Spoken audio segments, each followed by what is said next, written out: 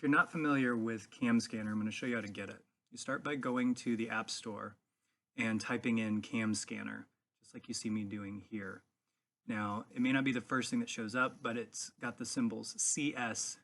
So once you've found that on the App Store, download it. It might take a few seconds and install it. Once it's installed, go ahead on your phone and open up that app. It'll take a few seconds. Now here's where you need to pay attention because they're trying to get you to register. You don't have to. Just click at the very bottom right where it says skip and then click on use now. Now you're ready to start scanning. You're going to have to give it camera access, so click on OK. And then you're going to have to find the object you want to scan. Here I'm using the copy of How to Think by Alan Jacobs. Once you scan it, it will auto-detect the edges. As long as those edges look good, click on the little green check mark, and then you need to start sharing it. Choose PDF, and you can rename it if you want. Don't worry about the watermark. Go up to the top right, click Share.